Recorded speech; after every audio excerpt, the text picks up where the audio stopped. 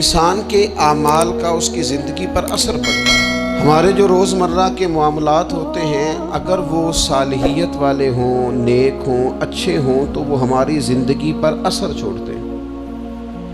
اس سے ہماری زندگی خوبصورت ہوتی ہے، معنی خیز ہوتی ہے، ٹھنڈی ہوتی ہے، راحت والی ہوتی ہے۔ اور ہمارے اعمال اگر بد ہوتے ہیں، برے ہوتے ہیں، تو اس کا لازمی نتیجہ یہ نکلتا ہے کہ ہماری زندگی سے سکون چلا جاتا ہے، آزمائشیں، پریشانیاں، تکالیف، دکھ بڑھ جاتے ہیں۔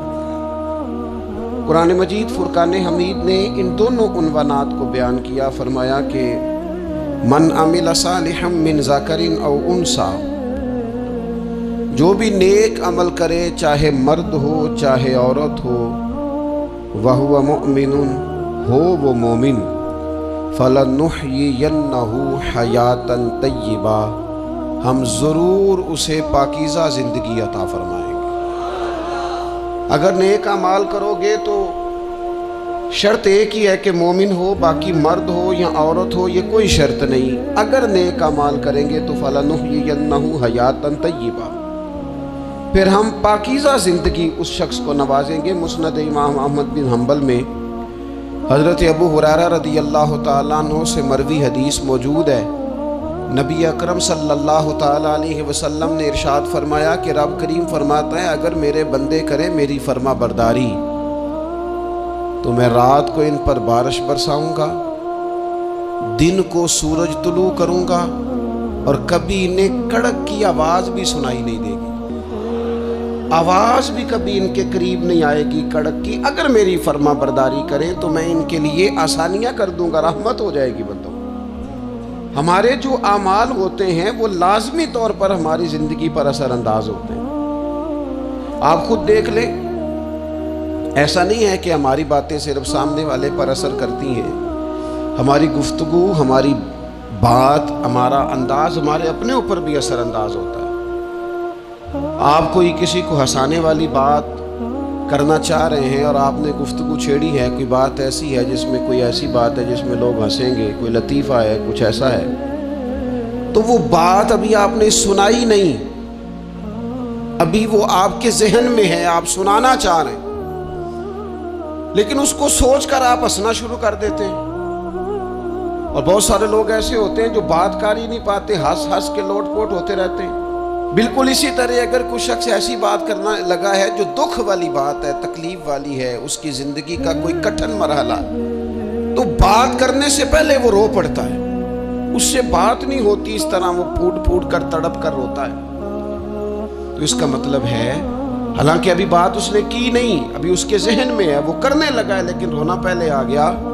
معنی یہ ہے کہ ہماری گفتگو کا صرف سامنے والے پر ہی اثر نہیں ہوتا، ہماری باتوں کا ہمارے اپنے اوپر بھی اثر ہوتا ہے۔ زندگی میں جو اعمال بھی ہم کرتے ہیں، جو ہم کہتے ہیں، جو ہم سوچتے ہیں، جس طرح کی زندگی ہم گزارتے ہیں وہ ہمارے اوپر اثر انداز ہوتی اور ہمارے اعمال کو وہ پوری طرح متاثر کرتی۔ اس لیے بخاری میں حدیث ہے، نبی اکرم صلی اللہ تعالیٰ علیہ وسلم نے فرمایا بندہ بولتے بولتے بعض اوقات ایسا جملہ بول جاتا ہے اسے پتہ ہی نہیں ہوتا اور اللہ تعالیٰ اس کے درجات کو بلند فرما دیتا ہے۔ ایک جملے کی وجہ سے، ایک بات کی وجہ سے، ایک خیر کی گفتگو کی وجہ سے اس کے درجات بلند ہو گئے۔ اور حضور فرماتے تمہیں پتہ ہی نہیں ہوتا اور تم بولتے بولتے بات کرتے، یعنی تمہاری گفتگو تمہاری زندگی میں خود اتنا اثر رکھتی ہے کہ تم بات کرتے کرتے بعض اوقات کوئی ایسی بات کر دیتے ہو کہ اس جملے کی وجہ سے تمہیں خبر بھی نہیں، لیکن اس جملے کی سختی اتنی تھی، اس کی سزا اتنی تھی کہ اللہ اس جملے کی وجہ سے دوزخ کا فیصلہ کر دیتا۔ کیا سمجھایا جا رہا ہے کہ ذرا نا سوچ کے بولو، ناپ تول کے بات کرو، اپنے جملوں کا وزن رکھو، جو منہ میں آیا ہے، جو طبیعت میں آیا ہے، جو من چاہے اسے کہہ نہ دو، پہلے ذرا دیکھو تو صحیح تم کیا کہنے لگے، غور تو کرو کہ تمہاری وہ جو گفتگو ہے وہ کس پس منظر میں ہے، کس عنوان پہ ہے، تم ما فی الضمیر کو کن لفظوں اور کن جملوں کا سہارا لے کر تم بیان کرنے لگے ہو، تو ہمارے اعمال ہماری زندگی میں اثر انداز ہوتے۔ اور پھر یہ نہیں ہو سکتا کہ ساری زندگی انسان دوسروں کے رستے میں کاٹے بوتا رہے، दूसरों के लिए गड्ढे खोदता रहे और अपना रास्ता उसे बिल्कुल साफ मिल जाए, ये होता नहीं। ये नहीं हो सकता कि वो सारी जिंदगी लोगों के लिए अंधेरे खरीदता रहे, तराशता रहे और खुद वो चाहे कि उसकी जिंदगी में हमेशा रोशनी रहे। तमाम उम्र के कांटों की आबियारी पर अजीब शख्स है, गुलशन की बात करता है। सारी जिंदगी बोता कांटे रहा है और बातें गुलशन की कर रहा है। सारी जिंदगी इसने फसल वो बोई है जो लोगों को काट देगी और बात खुशबू और फूलों की कर रहा है।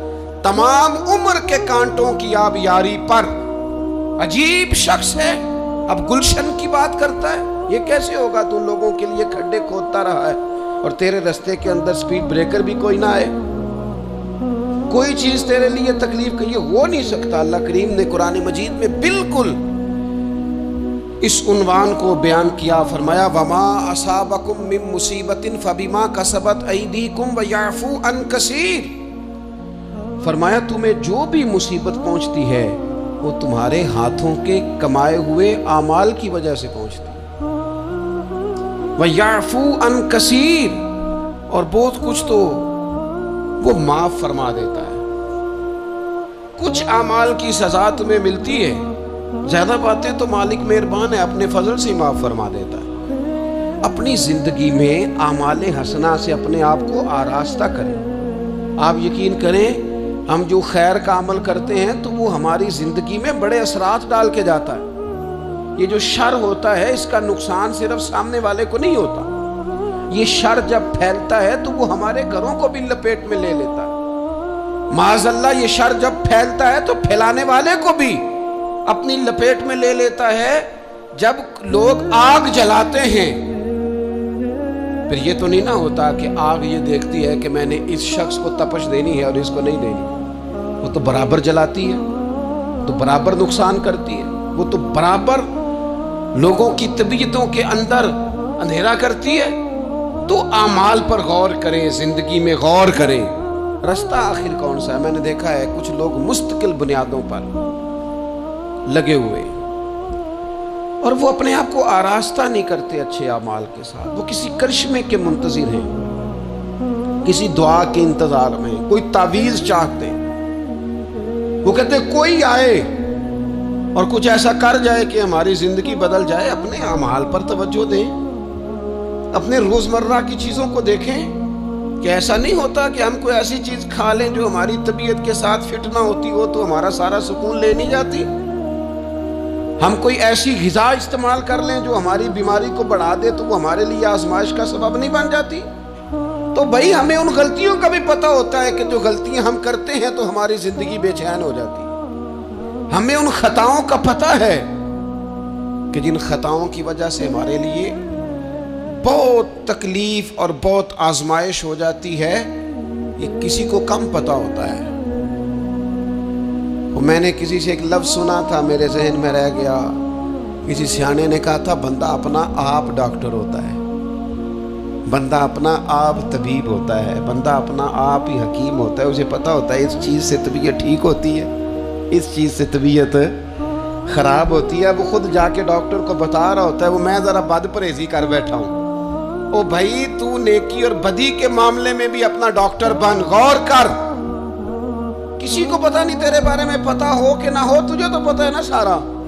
दूसरों की गलतियों का शक होता है, अपना तो बंदे को पक होता है। ते पता सारा है सरदार नु कीतियां दा, इसे सारी खबर है। मन नानम के मन दानम। ये सारी जिंदगी अपनी कोताहियां दूसरों पे डाले, ये दूसरों को अपनी गलतियों का जिम्मेदार बनाए, ये पीछे रहने की वजह किसी और को करार दे। इसकी मर्जी है, जान छुड़ाना चाह रहा है। वरना ये याद रखिए कि इंसान को खबर होती है कि मेरी जिंदगी के अंधेरों का सबब क्या है। उसे पता होता है कि ये जो इमारत अनकम्प्लीट रह गई है, तुम्हें कहाँ सुस्त हुआ था तो रह गई।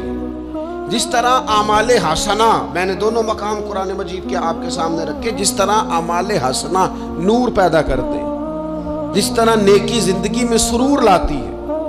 मन आमिला सालिहम मिन ज़करिन औ उन्सा व हुवा मुमिनुन फलनुहयिन्नहु हयातन तय्यिबा। जो भी नेक अमाल करे, मर्द हो या औरत हो, शर्त है कि मोमिन हो। फलनुहयिन्नहु हयातन तय्यिबा, हम उसे पाकीज़ा जिंदगी अता फरमाएंगे। اور ضرور پاکیزہ زندگی عطا کرے گی۔ ساتھ ہی قرآن مجید نے آگے جا کر ایک اور مقام پر یہ بھی کہہ دیا کہ وَمَا أَصَابَكُم مِّن مُّصِيبَةٍ فَبِمَا كَسَبَتْ أَيْدِيكُمْ وَيَعْفُو عَن كَثِيرٍ۔